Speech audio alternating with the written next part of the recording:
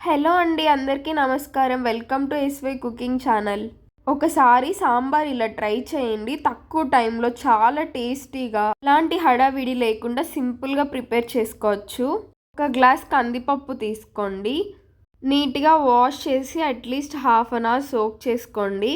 Time ఉంటే soak చేయడానికి try చేయండి. టైం లేకపోతే ఏం పర్వాలేదు, డైరెక్ట్గా చేసేసేయండి. ఇప్పుడు కొద్దిగా ఆయిల్ యాడ్ చేసుకోండి. పప్పులో వాటర్ కుక్కర్ నుండి బయటకు రాకుండా ఉంటాయి. కుక్కర్ మూత పెట్టి ఒక 5 విజిల్స్ రానివ్వండి. కుక్కర్ విజిల్ మొత్తం పోయాక మూత ఓపెన్ చేసి చూడండి. ఇలా బాయిల్ అయిపోవాలి, మెత్తగా అయిపోవాలి పప్పు ఎంత మెత్తగా ఉడికితే అంత బాగుంటుంది మనకి సాంబార్ కన్సిస్టెన్సీ అనేది. ఇప్పుడు అదే కుక్కర్ తీసుకొని కాస్త ఆయిల్ యాడ్ చేసుకోండి. అలాగే కొన్ని తాలింపు గింజలు యాడ్ చేసుకోండి. ఇప్పుడు మనం ముందుగా కట్ చేసి పెట్టుకున్న ఆనియన్స్ని యాడ్ చేసి బాగా ఫ్రై చేసుకోండి. మరీ ఎక్కువ ఏం ఫ్రై చేయాల్సిన అవసరం లేదు, లైట్గా ఫ్రై చేసుకుంటే సరిపోతుంది. ఇప్పుడు కొద్దిగా కరివేపాకు యాడ్ చేసుకోండి.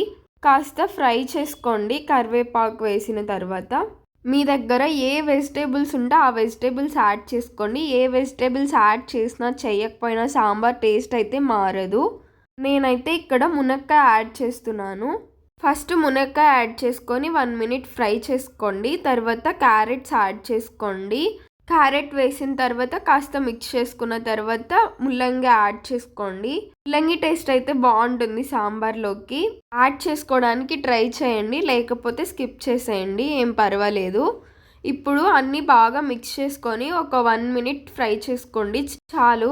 ఇలా వీడియోలో చూపిస్తున్న విధంగా ఫ్రై చేసుకున్న తర్వాత ముందుగా చాప్ చేసి పెట్టుకున్న టొమాటోని యాడ్ చేసేసుకోండి. ఒక టొమాటో అయితే సరిపోతుంది. బాగా ఫ్రై చేయండి. ఒక 1 మినిట్ ఫ్రై చేసుకోండి, సరిపోతుంది. ఇప్పుడు రాక్ సాల్ట్ యాడ్ చేసుకోండి, లేకపోతే నార్మల్ సాల్ట్ యాడ్ చేసుకోండి. బాగా మిక్స్ చేసేయండి. ఇప్పుడు చిటికెడంత పసుపు యాడ్ చేసుకోండి. అలాగే తగినంత కారం యాడ్ చేసుకోండి. నేనైతే 2 స్పూన్లు కారం యాడ్ చేసుకుంటున్నాను. మీరు చూసుకొని కావాలంటే తర్వాత అయినా యాడ్ చేసుకోవచ్చు, ఏం పర్వాలేదు.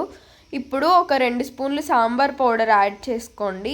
అలాగే చింతపండు యాడ్ చేసుకోండి. నేను నల్ల చింతపండు యూజ్ చేస్తున్నాను కాబట్టి కొద్దిగా వేసాను. మీరు నార్మల్ చింతపండు యూజ్ చేస్తున్నట్లయితే కొద్దిగా ఎక్కువ యాడ్ చేసుకోండి. ఉప్పు కారం బాగా పట్టేలాగా ఇలాగా ఒకసారి బాగా కలుపుకోండి. తర్వాత మీకు తగినన్ని వాటర్ యాడ్ చేసుకోండి. నేనైతే 1.5 గ్లాస్ వాటర్ యాడ్ చేశాను. మళ్ళీ మనం పప్పు కూడా వేస్తాం కదా, చూసుకొని వాటర్ యాడ్ చేసుకోండి. ఇప్పుడు కుక్కర్ మూత పెట్టేసి 2 విజిల్స్ రానివ్వండి. విజిల్ మొత్తం పోయాక కుక్కర్ మూత ఓపెన్ చేసి చూడండి. అన్ని కాయలు పర్ఫెక్ట్గా ఉడికిపోయాయి. ఒకసారి బాగా కలుపుకొని ఈ స్టేజ్లో ఉప్పు కారం చెక్ చేసుకోండి.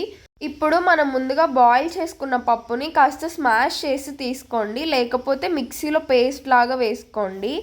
నేనైతే మిక్సీకి ఏం వేయలేదు, బౌల్లోనే స్మాష్ చేసేసాను. పప్పు మొత్తం వేసేసాక ఇలా స్లోగా మొత్తం కలిసేలాగా మిక్స్ చేసుకోండి.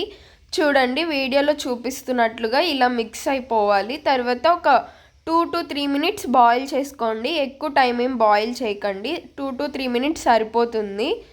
ఫైనల్గా మీ దగ్గర కొత్తిమీర ఉంటే యాడ్ చేసుకోండి, చాలా బాగుంటుంది.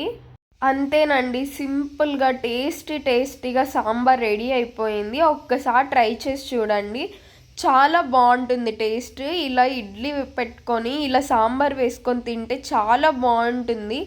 మనం పప్పు బాగా స్మాష్ చేసుకోవడం వల్ల లేదా మిక్సీకి పట్టుకోవడం వల్ల ఇలా సాంబార్ నీళ్ళుగా సపరేట్ అయిపోకుండా ఇలా చిక్కగా టేస్టీగా ఉంటుంది. ఈ ప్రాసెస్ ట్రై చేయండి, అస్సలు కష్టం అనిపించదు. ఇంట్లో అందరికీ బాగా నచ్చుతుంది, పిల్లలు కూడా హ్యాపీగా తినేసేయచ్చు. ఈ రెసిపీ అందరికీ ఈజీగా ఉంటుంది, నచ్చుతుంది అనే అనుకుంటున్నాను. అలాగే లైక్ చేసి సబ్స్క్రైబ్ చేసుకోండి. Thank you so much for watching.